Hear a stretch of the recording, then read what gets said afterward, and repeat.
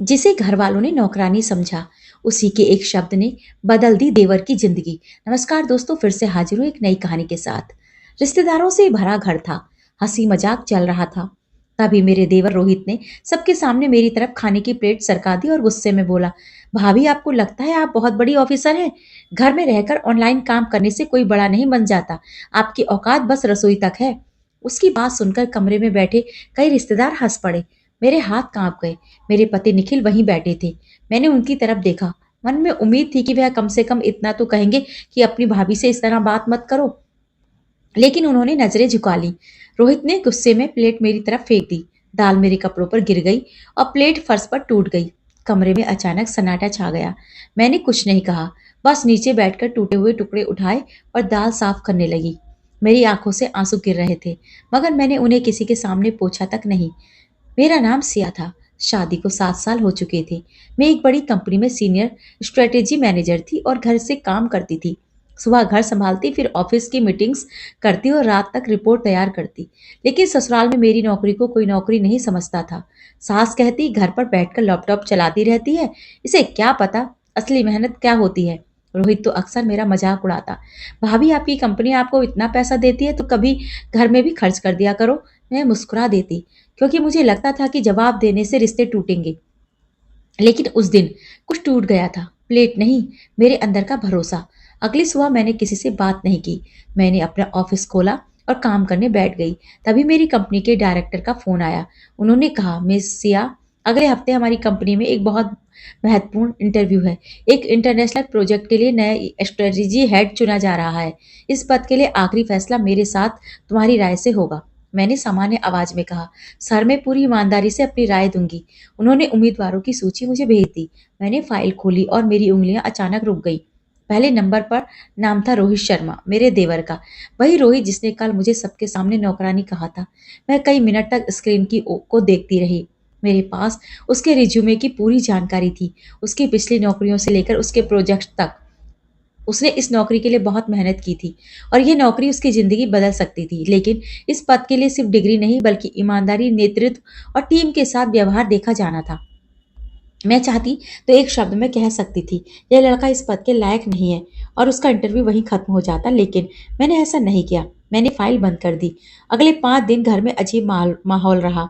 रोहित को पता था कि उसका इंटरव्यू होने वाला है। वह दिन रात तैयारी करने लगा। जिस भाभी को उसने नौकरानी कहा था, उसी के बनाए खाने की प्लेट लेकर वह कमरे में बैठकर पढ़ता रहा। एक रात मैंने उसे चुपचाप कहते सुना, माँ इस बार नौकरी मिल गई तो सब बदल दूंगा। सास ने कहा, मुझे पता है बेटा, तू बहुत काबिल है। मैं दरवाजे के पीछे खड़ी थी। मेरी आंखें भर आईं, क्योंकि मुझे पहली बार लगा कि शायद रोहित बुरा इंसान नहीं था, बस उसे कभी अपनी गलतियों का आईना दिखाया ही नहीं गया था। 5वें दिन इंटरव्यू था। मैं ऑफिस पहुंची तो देखा कि रोहित इंटरव्यू रूम के बाहर बैठा था। मुझे देखते ही वह घबरा गया। वह तुरंत अपनी कुर्सी से उठा, कुछ पल तक चुप खड़ा रहा, फिर धीरे धीरे मेरे पास आया। मैंने कहा, तुम यहाँ? उसने सिर झुका लिया, फिर दोनों हाथ जोड़कर बोला, भाभी मुझे पता है आप ही इस इंटरव्यू पैनल का हिस्सा हैं। मैं चुप रही। उसकी आंखों में आंसू थे। मुझे नौकरी चाहिए, लेकिन उससे ज्यादा मुझे आपसे माफी चाहिए। मेरी आंखें नम हो गई। वह बोला, उस दिन मैंने जो किया उसके लिए मुझे खुद से शर्म आती है। मुझे लगा था आप घर में रहकर कोई छोटा मोटा काम करती हैं, लेकिन जब पापा ने बताया कि आपकी वजह से हमारे घर का कितना बड़ा खर्च चलता है, तब मुझे समझ आया कि मैं कितना गलत था। मैंने धीरे से पूछा, अगर मैं तुम्हें नौकरी ना दूं तो? उसने सिर झुका लिया। तो मैं मान लूंगा कि मैं इसके लायक नहीं था, लेकिन भाभी बस एक मौका दे दीजिए। इस बार मैं किसी को नीचा दिखाकर बड़ा बनने की कोशिश नहीं करूंगा। मैंने कुछ नहीं कहा। इंटरव्यू शुरू हुआ। रोहित ने हर सवाल का जवाब ईमानदारी से दिया। एक जगह उससे पूछा गया, अगर आपकी टीम में कोई कर्मचारी आपसे ज्यादा काबिल हो तो आप क्या करेंगे? रोहित कुछ सेकंड चुप रहा, फिर बोला, पहले मैं शायद उससे जलता, लेकिन अब मैं उसकी काबिलियत से सीखूंगा, क्योंकि किसी दूसरे की ऊंचाई कम करने से हमारी ऊंचाई नहीं बढ़ती। मैंने उसकी तरफ देखा। उसे शायद पता नहीं था कि उसका यह जवाब मेरे दिल तक पहुंच गया था। इंटरव्यू खत्म हुआ। कुछ देर बाद मैंने डायरेक्टर से कहा, मेरी राय में रोहित को यह मौका दिया जाना चाहिए। डायरेक्टर ने पूछा, आप पूरी तरह निश्चिंत हैं?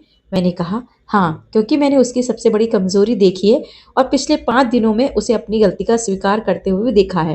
रोहित को नौकरी मिल गई। घर पहुंचकर उसने सबसे पहले मेरे पैर छू लिए। सास की आंखें भी भर आईं। मेरे पति निखिल मेरे सामने खड़े थे। उन्होंने कहा, सिया उस दिन जब रोहित ने तुम्हारे साथ वो किया, तब मुझे तुम्हारे साथ खड़ा होना चाहिए था, लेकिन मैं चुप रहा, मुझे माफ़ कर दो। मैंने कुछ नहीं कहा, बस उनकी तरफ देखा और बोली, उस दिन प्लेट फर्श पर गिरी थी निखिल, लेकिन चोट मेरे दिल को लगी थी। कमरे में सन्नाटा छा गया। फिर मैंने रोहित की तरफ देखा, लेकिन अच्छी बात यह है कि इंसान अपनी गलती से बड़ा हो सकता है, अगर उसे स्वीकार करने की हिम्मत हो। रोहित रो पड़ा। उस दिन पहली बार उस घर में किसी ने मुझे बहू या पत्नी नहीं कहा। निखिल ने सबके सामने कहा, ये सिर्फ मेरी पत्नी नहीं है, वे इस घर की सबसे मजबूत इंसान है। मैंने आंखें बंद कर ली। मेरी आंखों से आंसू बह रहे थे, लेकिन इस बार ये आंसू बेबसी के नहीं थे। ये आंसू उस सम्मान के थे जिसके लिए मैंने कभी किसी से लड़ाई नहीं की, बस चुपचाप इंतजार किया था। कभी कभी जिंदगी में बदला लेने का सबसे खूबसूरत तरीका यही होता है दोस्तों, कि जिस इंसान से ने आपको गिराने की कोशिश की हो, आप उससे गिरने की वजह ना बने, बल्कि उसे उठने का मौका दें। दोस्तों, ये थी आज की कहानी, क्योंकि इंसान की असली जीत तब नहीं होती जब सामने वाला हार जाए, बल्कि तब होती है जब सामने वाला आपकी इज्जत करना सीख जाए। इस बारे में आपकी क्या राय है? कमेंट में ज़रूर बताइएगा। इसी तरह की कहानियों के लिए चैनल को ज़रूर सब्सक्राइब कीजिए, वीडियो को लाइक और शेयर कीजिएगा। धन्यवाद।